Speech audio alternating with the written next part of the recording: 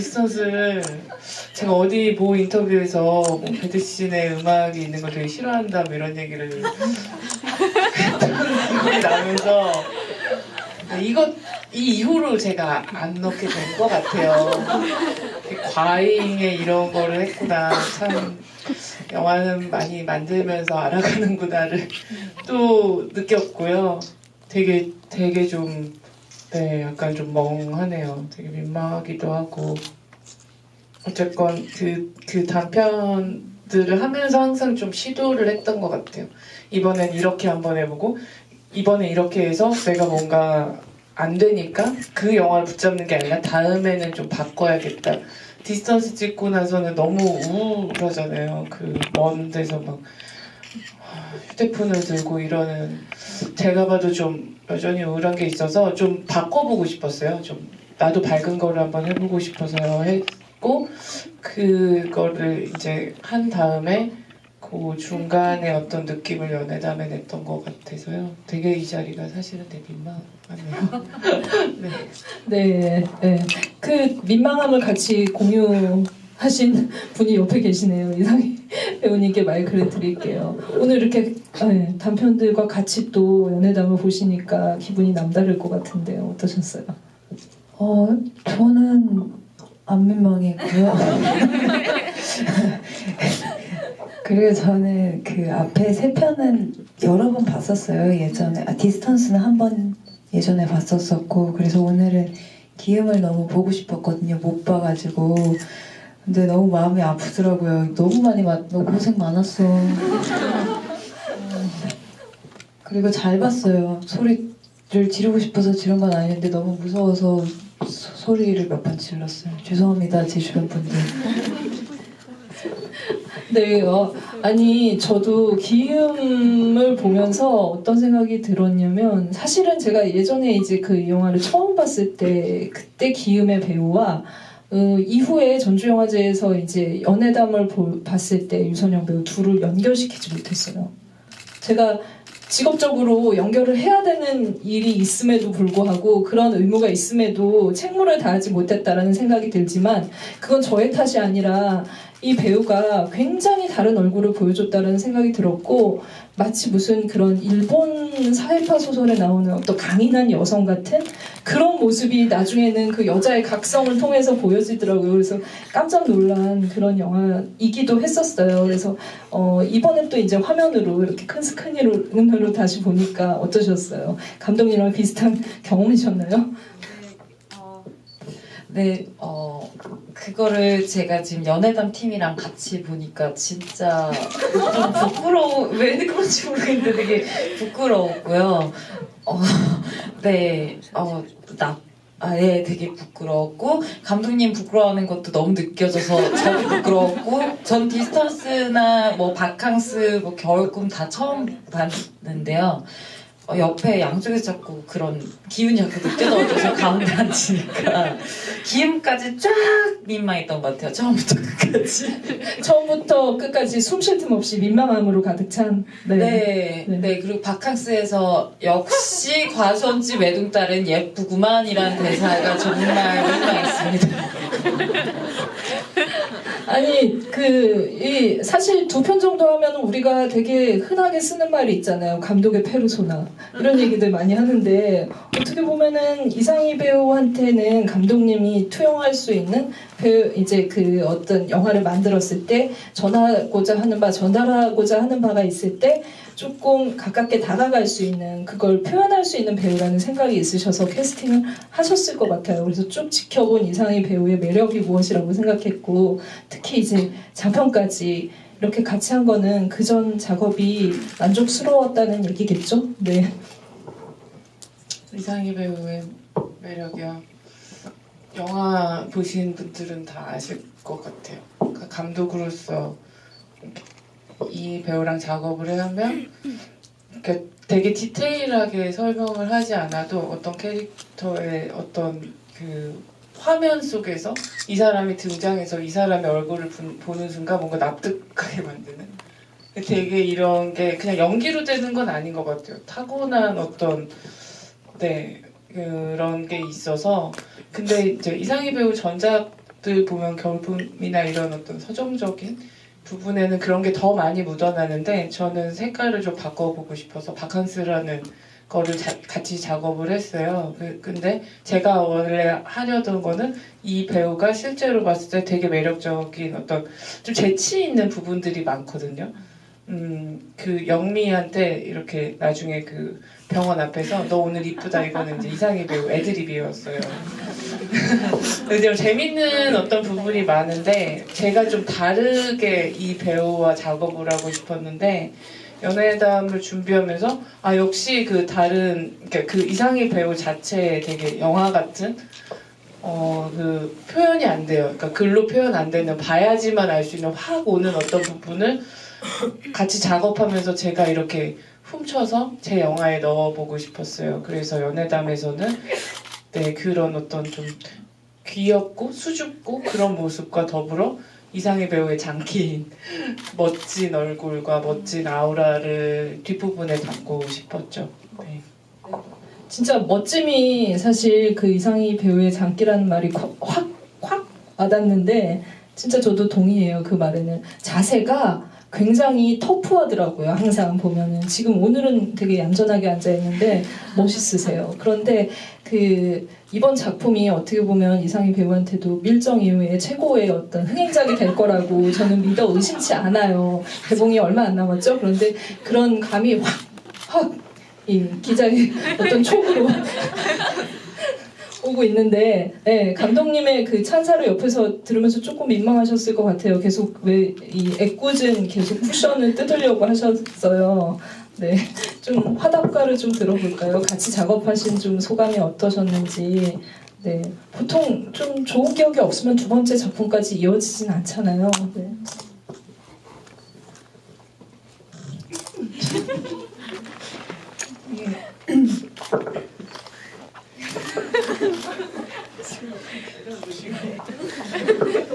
너무 끌어안는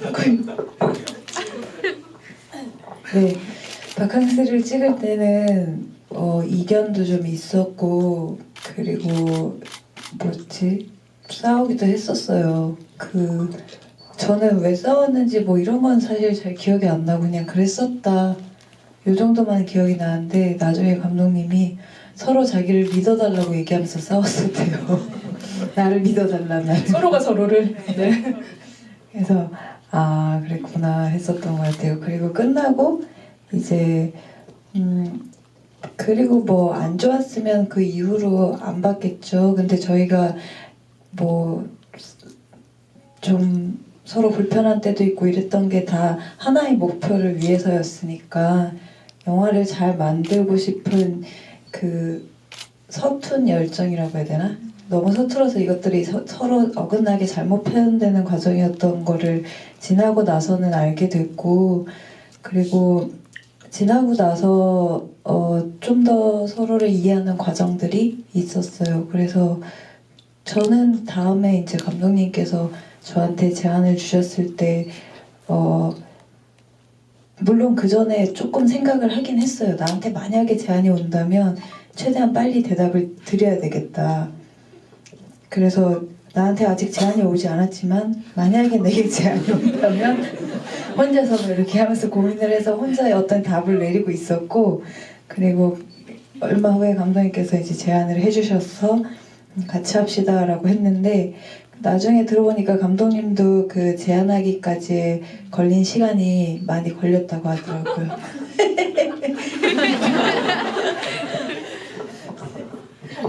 네, 두 분 사이에 어떤 이 영화 단편 제목 같은 어떤 거리가 좀 있었던 것 같다는 생각이 듭니다. 유선영 씨 같은 경우는 어떻게 좀 캐스팅을 하게 되셨는지 또 네. 저는 기음을 못 봤어요.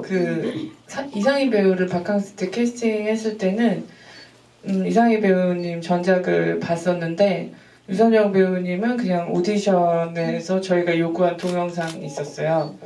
그냥 그러니까 프로필을 배우분들께서 주시면 사실은 연출로서 못 알아볼 때가 많아요. 제가 하는 방식은 동영상으로 이렇게 찍어서 한 거를 이렇게 보는데 그 영상 안에서 되게 매력적이셨고 그래서 오디션을 직접 봤는데 그냥 이 배우는 지수다. 아니 그러니까 이 배우는 지수가 아니라 지수가 류선영 같았으면 좋겠다라는 어떤 느낌? 그러니까 실제 류선영 배우의 어떤 매력이나 이런 게 너무 막 사람을 이거는 이제 감독과 배우로 오디션이 끝난 다음에 차를 마시는데도 이 배우의 어떤 그런 게 대단한 거예요. 그래서 그 차를 몇 시간을 마셨어요. 시간 가는 줄 모르고 몇 시간을 마시고 나서 나오는데도 뭐 예 그럼 다음에 뵙겠습니다가 인사가 아니라 근데 언니라고 그랬나요? 언니 다음에 봐요. 뭐 어디 좋은데 같이 가요. 뭐 이러면서 나오게 된 되게 사람을 순식간에 이렇게 무장해제 시키기도 하고 그런 게 있어서 현혹시키는군요. 현혹시키죠. 현혹되죠. 그래서 이제 유선영 근데 이제 이상희 배우가 이제 확정이 안 됐어요. 제가 이제 많이 고민을 하고 준비되는 과정에서 윤주 말고 지수의 캐릭터를 이렇게 어떤 사람이다라고 할 수 없는 상황이었거든요. 왜냐면 이미지나 어떤 기운이나 여러 가지 밸런스가 중요해서 그래서 좀 뒤늦게 합류했는데 시나리오를 이제 유선영 배우의 모습을 많이 담게끔 고쳤어요. 카페에서는 어떤 일이 있었길래 현혹시키신 거예요? 사실 잘 기억이 안 나요. 뭐 어떤 얘기를 했는지 되게 오래 이야기를 했던 것 같고요. 근데 어떤 동영상 말씀하시는 거예요? 카파 프로필. 네. 거기서 딱히 뭐 하는 게 없어요. 뭐 그냥 제 소개하고 그냥 어떤 학교에서 어떻게 공부했다고 하고 정면, 옆면, 뒷면입니다. 그냥 그게 다거든요, 사실. 그래서 그렇습니다. 좀 처음 듣는 이야기. 네. 아니 근데 현장에서도 사실은 두 번 같이 이렇게 호흡을 맞춘 이제 감독과 배우가 있으면은 배우들이 흔히들 하는 말이 약간 일종의 그 질투? 셈이 난다 이런 얘기들을 많이 하세요. 그래서 좀 비슷한 경험을 했는지 그때 좀 약간 현장에서는 어땠는지 이 두 분을 바라보는 그리고 거기서의 그 위치, 나의 위치는 어떤 거였는지 좀 얘기를 듣고 싶어요. 질투 같은 거는 안 났고요. 그냥 외로웠던 것 같아요. 두 분 때문에 그랬던 거는 아니고 저는 감독님이랑 되게 얘기를 많이 했거든요. 그만큼 상현이랑 하고 싶었지만 상현이랑 좀 못한 게 있고 근데 그건 각자의 스타일이었고 그리고 지수라는 인물 자체가 너무 외로운 사람이에요. 너무 외로운 사람이라서 그 감정이 계속 그냥 이어졌던 것 같아요. 계속 외로웠고 근데 언니들이 제가 또 막내니까 정말로 되게 잘 챙겨줬어요. 네. 그래서 저는 막내를 계속 누렸던 것 같아요. 너무 좋았어요.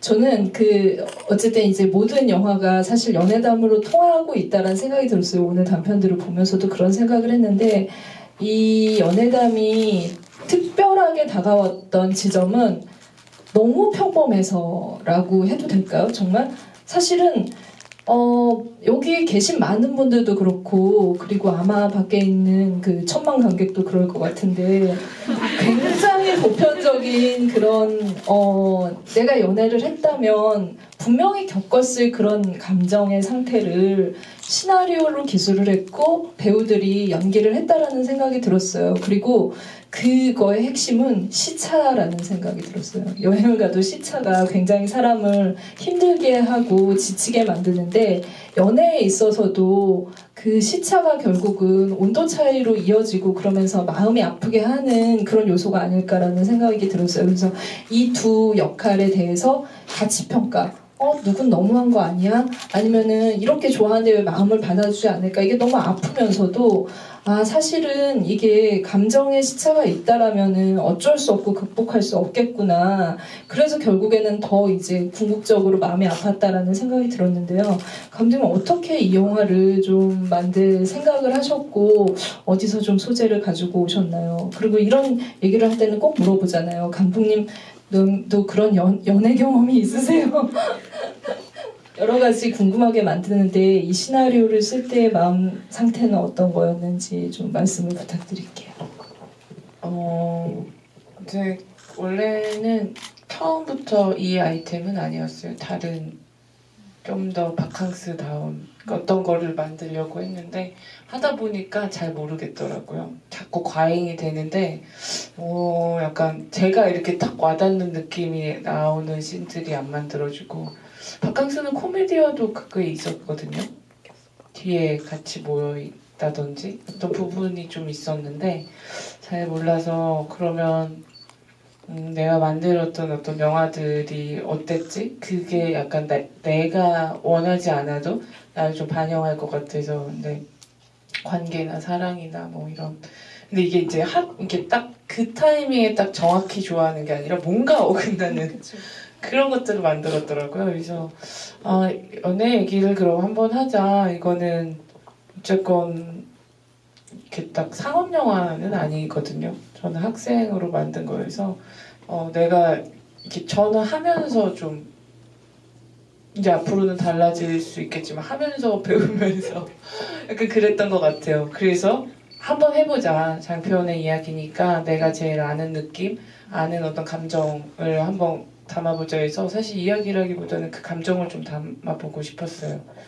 누가 누구를 좋아한다라는 게 저는 그냥 기적인 것 같기도 하거든요. 내가 좋아하는 사람이 나를 좋아한다라는 거는. 근데 그러면서도 그렇게 잘 만났던 사람들이 뭔가에 되게 미묘한 균열? 그러니까 달라서 좋아서 만났는데 그 다르다는 거가 관계를 변화시키고의 어떤 그런 거의 하나의 세상을 아는 것 같아지는 것 같아요. 근데 개인이 어떤 일로 뭐 그만큼의 느낌을 받기 되게 어렵잖아요. 그래서 저는 연애가 좀 재미있는 부분인 것 같아서 연애담을 만들게 됐고요. 제가 누구를 좋아했을 때의 느낌 뿐만 아니라 저희 스태프들이 누구를 좋아했었을 때 제 시나리오 좀 안 풀리면 다 그 얘기를 되게 많이 해줬어요. 저랑 제 남자친구는 어땠다 뭐 이런 것들을 메일로 이렇게 밤에 보내줘요. 자기의 이야기들. 그러면 이제 그런 어떤 것들을 하면서 이게 다 다르지 않은 어떤 마음이구나를 참고하면서 또 배우들이랑도 비슷한 너라면 어땠을까 우리라면 어땠을까 하면서 만들게 됐습니다. 진짜 제목처럼 연애담, 네, 많은 사람들의 연애담을 좀 반영해서 그래서 이제 보편적이면서도 이 와닿는 얘기가 완성된 것 같습니다. 이 역할들이 사실은 어떻게 보면 그 시차로 인해서 상반된다라는 표현을 써도 좋을지 모르겠지만 그런 생각이 들었어요. 한쪽은 너무 답답하고 한쪽은 너무 매몰차다라는 느낌이 들었거든요. 그래서 윤주라는 인물부터 얘기를 좀 해볼게요. 어떤 마음이셨는지 너무 이렇게 주눅 들어있는 그 모습이 굉장히 안타까웠거든요. 그래서 윤주라는 아이를 어떻게 좀 받아들이고 표현하셨는지.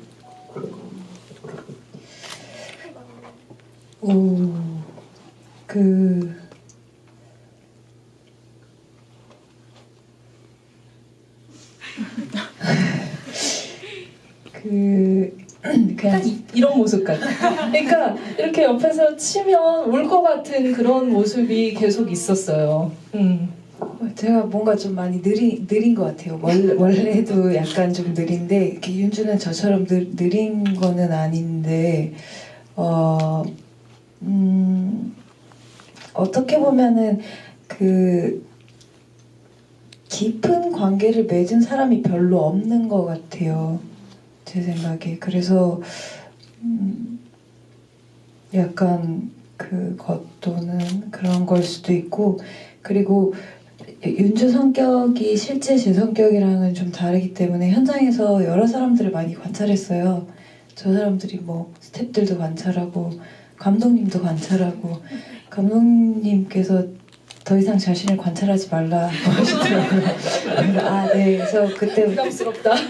그때부터 감독님 배제하고 이제 다른 스태프들을 어떤 비슷한 상황을 현장에서 많이 겪잖아요. 연애의 일이 아니더라도 그 삶에서. 그래서 그 친구들을 어떻게 대처하나 이런 거 보면서 그 은연중에 그런 것들이 묻어서 나왔던 것 같아요. 그리고 제가 좀 느리고 둔한 것도 한몫한 것 같고요. 아니 그 좀 약간 느리고 둔한 걸 감독님이 좀 많이